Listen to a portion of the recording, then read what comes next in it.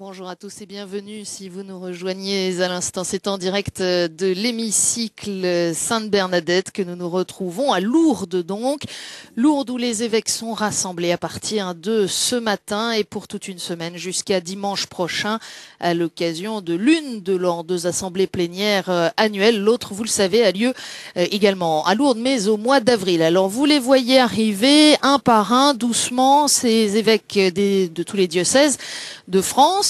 Ils arrivent de la grotte où ils se sont rassemblés pour commencer par prier ce matin l'office des laudes tous ensemble. La plupart d'entre eux sont naturellement invités hier soir. Ils ont un programme particulièrement chargé pour cette semaine de travail.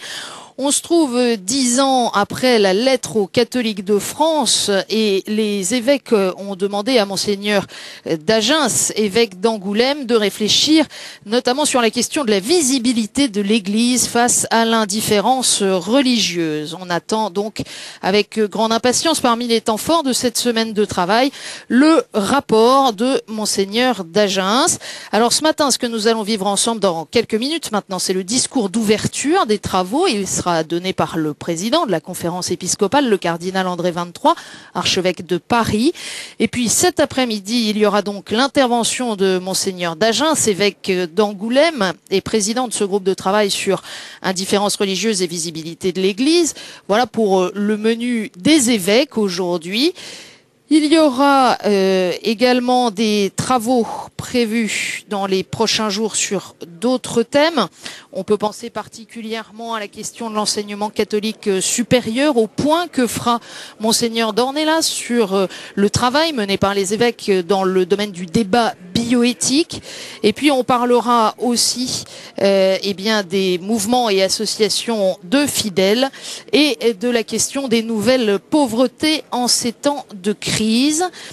Les évêques recevront samedi prochain Monsieur Jacques Barrot, vice-président de la Commission européenne, pour discuter de la politique migratoire en Europe. Voilà quelques-uns de ces temps forts. Pour ce qui concerne KTO, eh bien, ce matin, donc, nous avons la possibilité de suivre en direct ce discours d'ouverture du cardinal XXIII. Ensuite, vous le savez, tout au long de la semaine, vous retrouverez 2 fois par jour un résumé des travaux, des temps forts et des axes majeurs de la réflexion des évêques qui vous sera présenté par David Milia.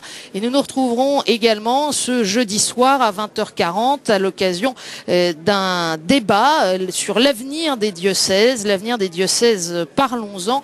C'est notre rendez-vous pour ce jeudi soir. Voilà, vous voyez les évêques qui arrivent maintenant, de plus en plus nombreux. Pour ceux qui ne connaissent pas Lourdes, l'hémicycle Sainte-Bernadette se trouve à quelques centaines de mètres à peine de la grotte, à l'intérieur même des sanctuaires. Il ne leur faut donc que le temps de se débarrasser de leur manteau, car le temps est assez peu clément ce matin, et puis de gagner leur place dans l'hémicycle. Les places traditionnellement assignées par ordre alphabétique. Et vous voyez comme dans chaque groupe, vous voyez donc dans chaque groupe eh bien, les retrouvailles des uns et des autres. Ici, Monseigneur Di Falco et Monseigneur Aumônier que vous avez pu apercevoir alors que le président de la conférence épiscopale ajuste les derniers détails de la séance d'ouverture avec Monseigneur Antoine Héroard. Il est le secrétaire général de l'épiscopat. De manière générale, vous verrez que au pied de la tribune, il se trouve 2 tables où prendront place des participants qui ne sont pas évêques, eux, mais qui représentent les services permanents de la conférence des évêques. Et à ce titre, suivent donc un certain nombre de dossiers. C'est toujours un temps de retrouvailles pour les évêques français que cette semaine passée ensemble. Vous le savez, ils partagent, outre le menu des travaux, des temps de prière tout au long de la semaine, l'office du matin, la messe qu'ils célèbrent ensemble chaque jour à midi.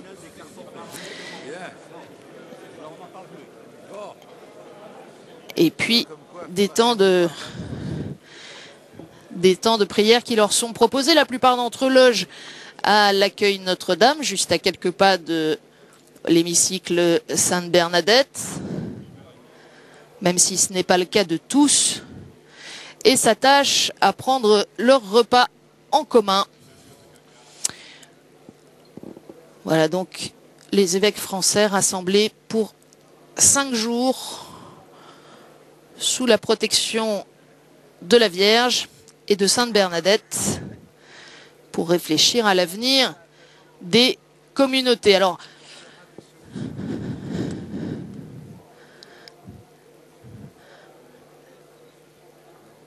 quelques minutes encore pour que les derniers gagnent leur place.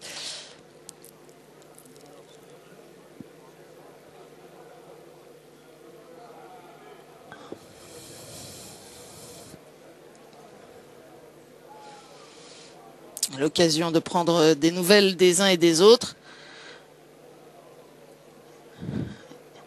Et puis bien sûr, on ne le voit pas ici comparé aux années précédentes où l'on trouvait à la place de chacun une pile impressionnante des dossiers à étudier au long de la semaine. La conférence, elle aussi, est passée dans une assez large mesure à la transmission sous format électronique de ces dossiers, car il est bien évident que les évêques préparent aussi ces temps de rencontre. Naturellement, lorsqu'ils appartiennent à tel ou tel groupe de travail, on vient de voir rentrer le cardinal Jean-Pierre Ricard, archevêque de Bordeaux, qui mène les travaux sur l'enseignement supérieur. Mais même lorsqu'ils n'appartiennent pas au groupe de travail, eh bien, dans les jours qui précèdent ce rendez-vous de l'Assemblée, alors que passe le président du conseil éditorial de KTO, Monseigneur Bernard Housset, eh bien, il s'attache à prendre connaissance de l'avancée des travaux.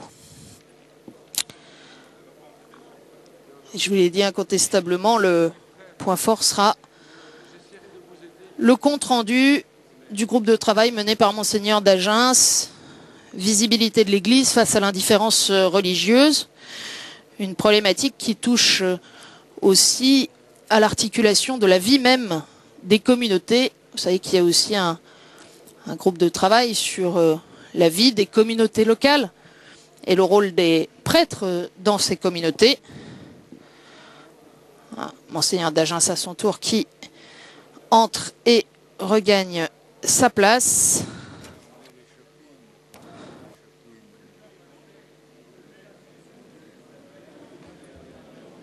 Monseigneur Mérinville.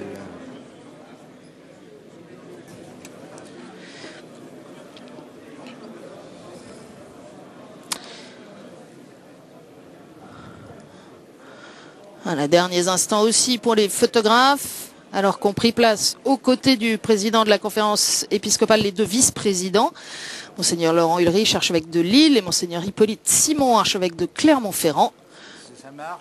Et avec autorité, le cardinal 23 appelle maintenant au silence pour ouvrir les travaux. Prendre place.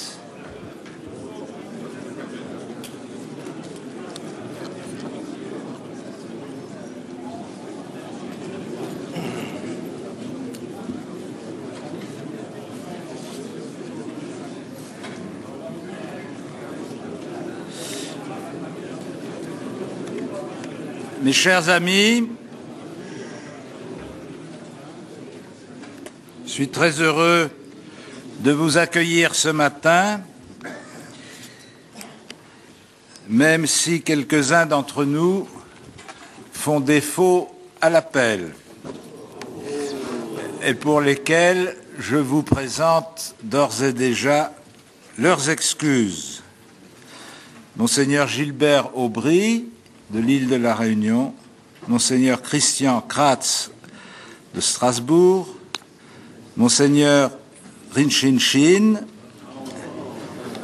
Monseigneur Koppenrath, et arriveront avec quelques délais Monseigneur Descubes et Monseigneur Sentier, qui arriveront ce soir ou demain, et un petit mot très gentil de Monseigneur Plateau, qui est, comme vous le savez, retiré depuis un certain nombre d'années, mais qui est très ému à la pensée du nombre d'évêques dont il a été un jour ou l'autre l'aumônier, le curé ou l'évêque, et qui veut leur envoyer un message affectueux en ce début d'assemblée.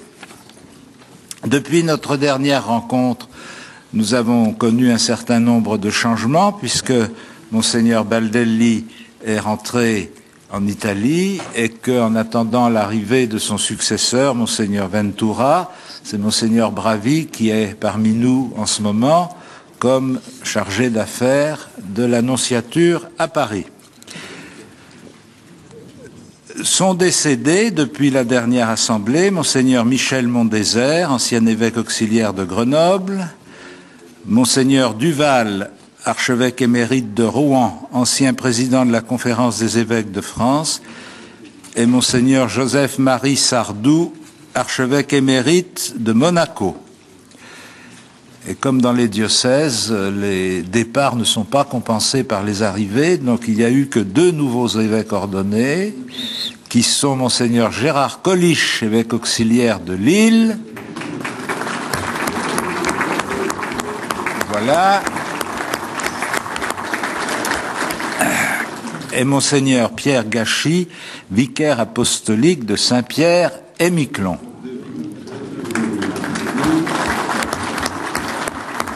Voilà. Et a été nommé Monseigneur Luc Ravel pour le diocèse aux armées. Voilà. Dont il prendra possession à la fin du mois de novembre. Ont changé de diocèse Monseigneur Jean-Paul Jamme, qui a quitté Beauvais pour devenir évêque de Nantes. Voilà. Et Monseigneur Patrick Le Gall, qui quitte le diocèse aux armées et devient évêque auxiliaire de Lyon.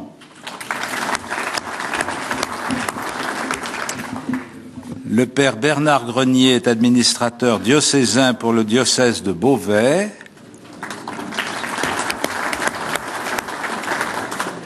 Et nous avons 2 nouveaux évêques émérites, en la personne de Monseigneur Lucien Fischer, ancien vicaire apostolique de Saint-Pierre et Miquelon, qui est présent parmi nous, et Monseigneur Georges Soubrier, évêque émérite de Nantes, que je ne crois pas avoir aperçu, et je ne sais pas s'il va venir. Voilà donc l'état des troupes étant fait, et ne manquant personne, nous allons pouvoir commencer. Il y a un peu plus d'un an, nous étions réunis ici même autour du pape Benoît XVI au cours de son mémorial voyage en France. Nous pouvons nous souvenir comment il nous avait alors confortés dans notre mission. Beaucoup de questions qu'il avait évoquées avec nous sont celles de nos préoccupations habituelles. La question de la catéchèse, qui a fait l'objet d'un travail de plusieurs années et qui a été ponctué voici 2 ans par le Rassemblement Ecclésia 2007 et cette année par le Festival Kaléidoscope à Poitiers. D'autres questions, comme la mission de l'Église, le ministère et la vie des prêtres, l'avenir de l'enseignement supérieur catholique ou la révision des lois de bioéthique sont au cœur de nos travaux de Lourdes, parfois depuis plusieurs années. D'autres points encore, soulevés par le pape, trouveront leur place dans nos assemblées plénières ou sont déjà travaillés en province ecclésiastique. Mais à peine 14 mois plus tard, cet événement si important de la visite du Saint-Père nous semble déjà lointain. Tant de choses se sont passées depuis lors. L'information de l'instantané et le débat public, par petites phrases polémiques, risque de détourner notre attention des grandes mutations profondes qui marquent notre société. Le déficit d'informations réfléchies et argumentées ne frappe pas seulement le français moyen, il atteint aussi celles et ceux qui ont une responsabilité sociale et politique. Oserais-je dire ici que nous ne sommes pas nous-mêmes à l'abri de l'emportement de la sensibilité et de la tentation de la réaction immédiate. Je me risque donc à vous proposer de prendre quelques instants pour réfléchir sur deux aspects de notre vie collective qui marquent nos contemporains, la crise économique et l'émigration. L'année écoulée a été celle de la crise financière et économique. L'illusion que nourrissent un certain nombre de nos concitoyens serait de croire que nous en sommes sortis et que tout va pouvoir continuer comme avant. Même si des décisions énergiques de certains gouvernements européens, dont celui de la France, ont évité l'effondrement de l'ensemble du système économique, nous savons que ce fut au prix d'une injection massive de capitaux par ces États. Mais nous savons aussi que l'accumulation de cette dette énorme devra un jour être résorbée. Vivre à crédit finit toujours par se payer. La récente encyclique du pape Benoît XVI ne fournit évidemment pas les solutions pratiques à appliquer, mais elle trace les contours des grands équilibres à respecter pour un développement humain intégral. Elle nous aide à rappeler que les enjeux de la crise vécue et la mise en œuvre d'un vrai développement dépassent de beaucoup le sauvetage d'un équilibre ou d'un déséquilibre, qu'il soit financier ou écologique, et nous invite à poser la question d'une solidarité nationale et universelle qui remet en cause l'ensemble du fonctionnement réel des échanges et des pratiques, et pas seulement quelques incivismes locaux vis-à-vis de la nature et quelques dysfonctionnements de la virtualité financière. Nous l'avons déjà dit ici à plusieurs reprises, c'est notre modèle de vie qui est à revoir et cette révision sera forcément onéreuse pour tous. Nous voyons déjà se développer les conséquences tragiques de l'année écoulée dans la fragilisation accentuée des catégories les plus faibles de notre système économique. Celles et ceux qui ne jouissent pas d'un emploi statutairement garanti. Celles et ceux qui n'ont pas de formation initiale suffisante ou qui ont une formation inadaptée aux contraintes actuelles du travail.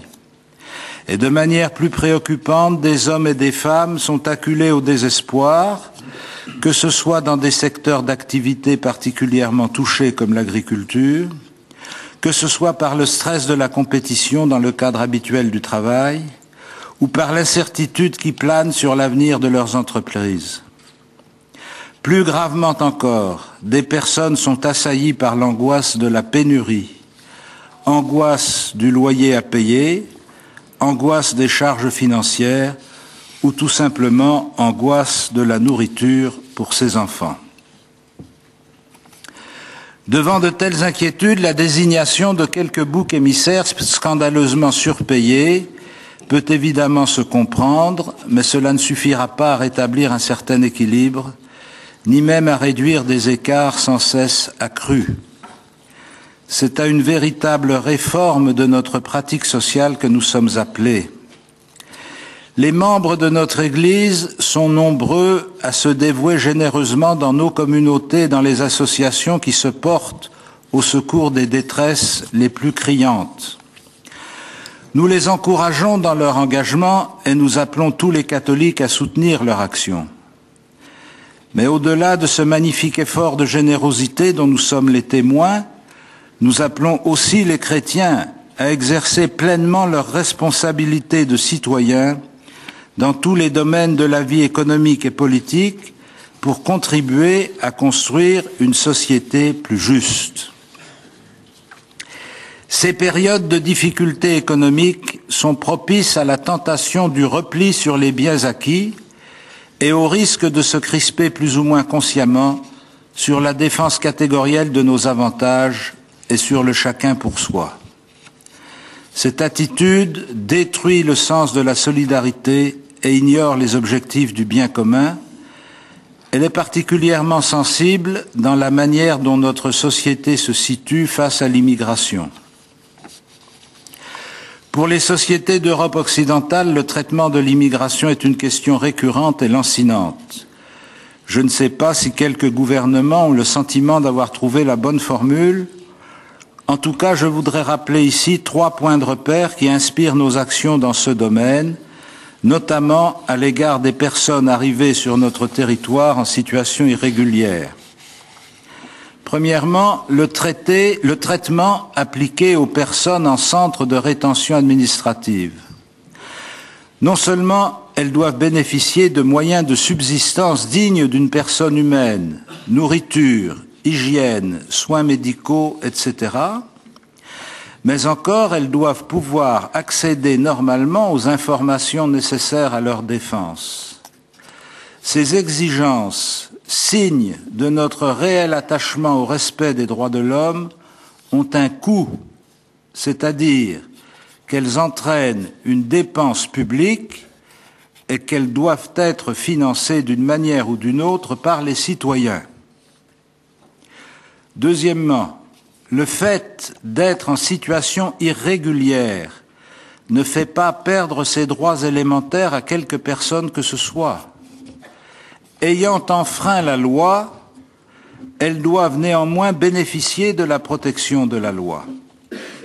En particulier, leur demande de droit de séjour ou de reconnaissance de leur statut de réfugié ne saurait rester sans réponse sur des longues périodes, parfois plus d'une année, pendant lesquelles leur existence devient vraiment très difficile en matière de travail et de logement.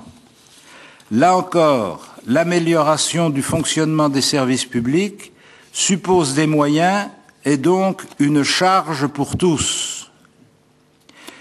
Quel que soit le bien-fondé des décisions judiciaires ou administratives, leur application doit respecter ceux qui sont concernés, en particulier les enfants et les jeunes, pour lesquels les liens familiaux doivent être privilégiés.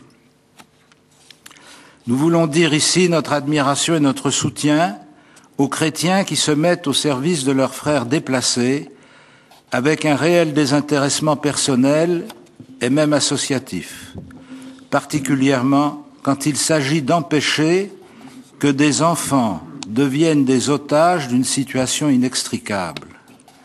Nous insistons pour que la répression des réseaux de traite humaine soit poursuivie avec fermeté, sans que cette action se retourne encore sur leurs victimes. Ce trop rapide tour d'horizon de quelques aspects de notre situation sociale est comme une toile de fond qui marquera nécessairement le travail de notre Assemblée. Mais d'autres événements ont marqué récemment la vie de notre Église et je voudrais en relever 5. Le premier, le Synode pour l'Afrique. J'ai eu l'honneur et la joie d'être nommé par le pape pour participer à cette session extraordinaire du Synode des évêques pour l'Afrique, Madagascar et les îles. Je n'entrerai pas maintenant dans le compte-rendu des travaux puisque nous aurons la chance d'avoir parmi nous Monseigneur Edmond Djitangar, évêque de Sarre au Tchad, qui était l'un des secrétaires du Synode. Il nous en parlera d'une manière plus autorisée que je ne saurais le faire. Je voudrais seulement vous partager une impression personnelle. J'ai éprouvé une grande admiration et une grande fierté devant cette assemblée d'évêques africains. Notre Église a une belle vitalité et une grande force dans ce continent pour rassembler une telle représentation de ces évêques par-delà les différences de chaque région et de chaque pays. La lucidité des analyses et le courage des propositions dont vous trouverez l'écho dans le message du Synode et dans les propositions faites au pape sont un grand signe d'espérance, sans masquer les difficultés propres à ce continent. Deuxièmement, la canonisation de Jeanne Jugan a été un autre moment fort de ce mois d'octobre. Cette figure de sainteté que nous propose l'Église doit être méditée et elle peut éclairer bien des situations actuelles. Sans doute Jeanne Jugan n'avait-elle pas un profil de fondatrice. Elle n'avait pas de projet théorique élaboré sur la manière de s'occuper des personnes âgées ou une vocation pour réformer la vie religieuse dans l'Église. Tout cela était bien loin de son cœur et de son esprit.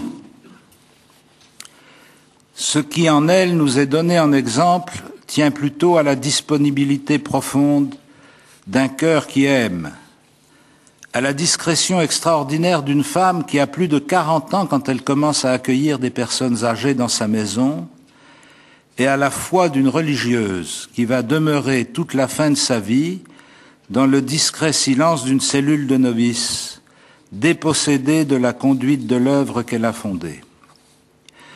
Sa sainteté est aussi un message d'espérance pour notre monde. Le vieillissement, l'isolement ou les handicaps de la fin de vie ne font pas de celui qui les subit un personnage inutile, n'ayant de prix pour personne. La valeur de notre vie, sa dignité, ne tient pas à ce que nous faisons, à l'image que nous avons de nous-mêmes ou au projet que nous réalisons. Elle se découvre dans le regard d'amour, d'espérance ou de fraternité que les autres portent sur nous. C'est parce que nous avons du prix à leurs yeux que notre vie vaut la peine d'être vécue. Puisse cette canonisation remettre en valeur le service de ceux et de celles que la vie a affaiblis. Puisse-t-elle nous encourager à appeler des jeunes femmes à s'engager dans le service des pauvres, et que ce soit aussi pour nous une occasion d'exprimer aux petites sœurs des pauvres notre reconnaissance pour leur service dans nos diocèses. L'année sacerdotale. L'an dernier, quand le pape Benoît XVI a ouvert l'année sacerdotale, sa décision a été accueillie avec un enthousiasme relatif. Mais, comme vous le savez par l'Évangile, le fils appelé à la vigne, qui commence par dire non, ou du moins un oui discret, finit quand même par y aller et par faire bien son travail, et Jésus le cite en exemple. Donc, nous nous sommes mis au travail. Et peu à peu, l'année porte son fruit. Il y a eu non seulement la grande retraite internationale des prêtres à Ars, mais encore de nombreux colloques ici et là. Beaucoup de nos communautés ont répondu à l'invitation et engagé une réflexion sur la place et le rôle du prêtre au service du peuple de Dieu. Des prêtres français participeront au Rassemblement mondial à Rome en juin prochain. La conférence épiscopale constituera un groupe national avec les prêtres qui souhaiteront s'y joindre et organisera une rencontre pour tous les prêtres français venus à Rome en fonction des libertés que nous laissera le programme. Au début du mois d'octobre, les présidents des conférences épiscopales d'Europe ont tenu leur assemblée annuelle à Paris à la Maison des évêques. 20 ans après la chute du mur, nous avons travaillé et échangé sur les rapports Église-État dans nos différents pays, et le président de la République a reçu une bonne délégation pour un entretien informel sur la laïcité ouverte. Vous avez lu par ailleurs le message final de cette conférence. Enfin, les évêques vietnamiens ouvrent une année sainte pour célébrer le 350e anniversaire de la création des vicariats apostoliques du Tonkin et de la Cochinchine et le 50e anniversaire de l'établissement de la hiérarchie catholique au Vietnam. L'année sainte sera ouverte par une célébration nationale le 24 novembre pour la fête des martyrs vietnamiens. Le président de la conférence épiscopale vietnamienne m'a invité pour cette célébration, et si j'obtiens le visa nécessaire, j'irai donc nous représenter et transmettre nos vœux fraternels aux évêques et aux diocèses du Vietnam. C'est dans ce contexte très riche que nous ouvrons notre assemblée. Mais, vous l'aurez remarqué, Beaucoup des dossiers que nous allons travailler sont très étroitement liés à cet ensemble. Quand nous travaillons sur les nouvelles pauvretés ou sur nos finances, nous sommes encore au cœur des effets de la crise économique. Quand nous recevrons M. Jacques Barrot, nous serons plongés dans les politiques européennes sur l'immigration et le centre de nos travaux sera constitué d'un ensemble dont le Conseil permanent a voulu faire ressortir la cohérence au cas où elle ne serait pas apparue à la première lecture des dossiers préparatoires qui étaient assez volumineux pour que vous puissiez vous y perdre. Il s'agit de la mission de l'Église dans le monde de notre temps et dans les années qui viennent. La poursuite de notre travail sur demain la vie de nos communautés sera en effet nourrie et éclairée par les conclusions du groupe de travail sur l'indifférence religieuse et visibilité et par le dossier Mouvements et associations de fidèles préparé par le Conseil permanent. À travers ces travaux conduits parallèlement, nous sommes constamment confrontés à la situation du chrétien dans la société contemporaine, c'est-à-dire à la rencontre de la foi avec les désirs, les aspirations et les angoisses des hommes. Nous sommes aussi probablement arrivés à un moment clé pour notre organisation ecclésiale. Après le Concile Vatican II et les synodes qui lui ont fait écho sur la mission des laïcs, exhortation apostolique Christi Fideles Laici, et sur le ministère des prêtres, exhortation apostolique Pastores Dabo Vobis, les changements de structure de notre société, comme le développement de l'action des laïcs et l'évolution du ministère des prêtres, nous invitent à approfondir l'articulation des missions et de l'exercice des responsabilités, et aussi à renouveler l'appel au sacerdoce et au diaconat permanent. J'espère que nos bonnes résolutions résisteront à la tentation d'occuper laborieusement tous les moments libres pour vous faire travailler sans le dire, et je vous souhaite bon courage. Voilà, avec un vaste panoramique dressé à l'instant par le président de la Conférence des évêques de France à l'ouverture de ces travaux. Un discours que vous pouvez bien entendu retrouver sur Internet, sur le site de l'Église de France. Et puis que vous pouvez revoir sur le site de KTO naturellement. Prochain rendez-vous avec cette assemblée et les travaux des évêques. Eh bien, ce sera un peu plus tard dans la journée et ce soir. Ne manquez pas les flashs d'informations qui vous seront présentés 2 fois par jour par David Milia. Merci à tous ceux qui nous ont permis eh bien, de vivre cette ouverture des travaux de l'Assemblée plénière, alors que maintenant nous allons laisser entre eux les évêques pour la suite de leurs travaux. Très bonne journée à tous, à bientôt.